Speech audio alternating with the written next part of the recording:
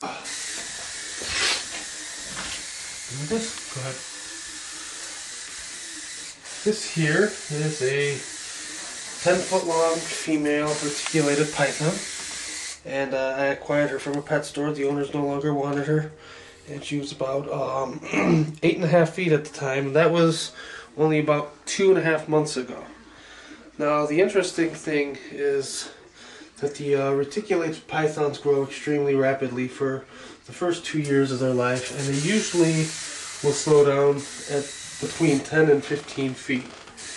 The reticulated python is not really a beginner species due to the fact that it is known to have a somewhat of a bad temper, and it gets extremely large. Reticulated pythons get up to 28 feet and weigh well over 300 pounds. Also, it is noted that the reticulated python is considered to be the most aggressive feeder. This snake here, she's a big baby until you throw a rat in the cage, and she will literally, I mean, if you are holding the rat in your hand, she will come out of that cage and take it from you. I found out the hard way when she latched onto my hand how aggressive of a feeder that reticulated pythons can be, even when they're very easy to handle. Now, reticulated pythons have been known to occasionally turn on their owners and kill them. One case was a Virginia woman who was trying to administer medication to the snake. Now, one thing that I think could have happened there is it may have had some sort of head illness or something around the mouth, and she may have been holding the head, and the snake most likely tried to wrap around her to try to either defend itself or try to get her to release, and it got around her neck and didn't let go and suffocated her. It is highly unlikely that a 13-foot retic would just have a go at a human being and try to suffocate him outright. One thing about reticulated pythons is that they are very, very colorful. As you can see, this female here is multicolored. She's got beautiful white and black and golden blotches, along with a golden grayish mix. And if you get her into the light here, you can see that there's some slight iridescence that makes it appear to be a little bit blue in some areas. Now, the reticulated python is called that because of reticulated simply means network, and as you can see, there's literally a beautiful pattern that's almost continual throughout the snake, and it's just like a network pattern, almost kind of like a rapidly flowing digital computer. And you can see here, these markings here covers 5 scales. This one here is actually the reverse side, and then again over here you got a slightly different marking. And then as you get down here, you got 2 patterns here, then it gets back into the same marking. Get down here and it goes the same again. This is a very interesting species of snake, not just because of its coloration and size, but because they are very considered to be a very intelligent species of snake. I have talked to pet store owners and people who own retics, and many people seem to think that the reticulated python can actually remember moments with its owner, which is why some reticulated pythons are very aggressive towards people. Perhaps the previous owner was mean or abusive to it, which would make for a very nasty snake. Now, the only thing that I was a little concerned about was the feeding of this massive reptile.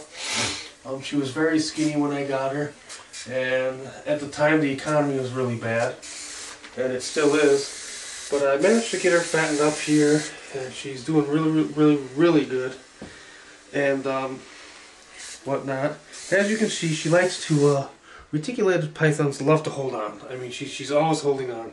As you notice, she's slithering that way. She'll wrap her tail around my hand or my arm or whatever. And that's actually pretty tight, and she's actually got a pretty decent amount of weight to her. Now, the one thing that people should not do, especially when they're alone with their reticulated python, is something like this. If you're alone and you do this with a reticulated python, and say the python starts to slip, let's kind of get her to move here a little bit. She'll potentially, well now she's not doing it, but see how she starts wrapping around my neck. Now this here is instinctive. Reticulated pythons in the wild are often found in trees where they feed on birds and marsupials and other tree-dwelling mammals. And these guys have been even known to hang out in caves and wait for bats and birds to fly by, and they'll literally catch them in midair. Well, that being said, the snake is an extremely good climber and relies a lot on its ability to hang on. And holding a snake around your neck, a big snake like this, while you're by yourself is a recipe for disaster. Say the snake gets startled and decides to move on and it starts coiling around your neck. That there is where the accidents often happen. The owner can't get the snake off, and the snake gets tighter because it feels like it's going to fall, and it feels somewhat threatened, and it will suffocate the owner. Now, despite being somewhat intelligent, snakes, the reticulated python is still limited in its intelligence.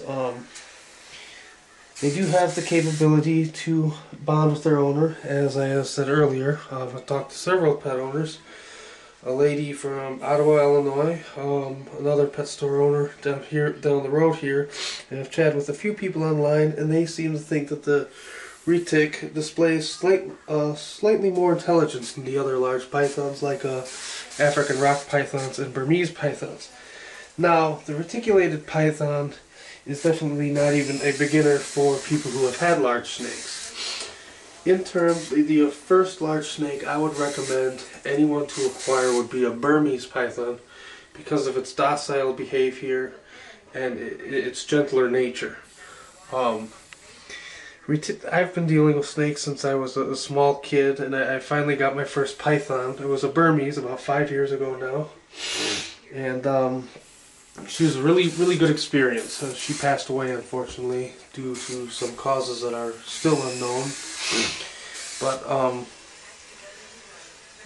I would not recommend a retic for a couple reasons. One is its massive size. It is considered the longest snake in the world. The world record is 33 feet, and again, it is very common for retics to reach 25 feet plus and weigh over 300 pounds.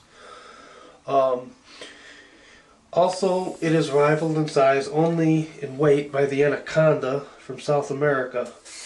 However, the record retic is still about 4 feet longer than the record anaconda, which is another reason I would not recommend this snake for even people who have dealt with large snakes. As I said earlier in this video clip, the first large snake I would acquire, in terms of what I have dubbed super snakes, is the Burmese python. The Burmese python is much more docile under most terms than the retic, and is also a lot more common on the pet trade. So it would be easier for you to find more information, more people would know about it, and you could get a better feel for handling a big snake. Reticulated pythons are becoming more and more common on the pet trade due to their bright coloration and their increasing availability. One thing about reticulated pythons is that, as you can see, she's very beautiful. Now, there are other morphs that I do not have on me. One is the tiger morph, and you'd basically be seeing a snake a little bit lighter than this with black stripes running down its back. And you've got albino morphs, which can be yellowish, white, and have some orange on it. You've got albino tigers. You've got the new sun tiger, and then there's super tigers. And there's another one, I can't remember, there's granite. The granite is the other one. And they're basically, the granites are basically like a sandy color, like this here all over. It's a little lighter, but they too can have some different color variations. All in all, reticulated pythons are very great snakes for people who have been dealing with snakes their whole lives, and they are incredibly good swimmers.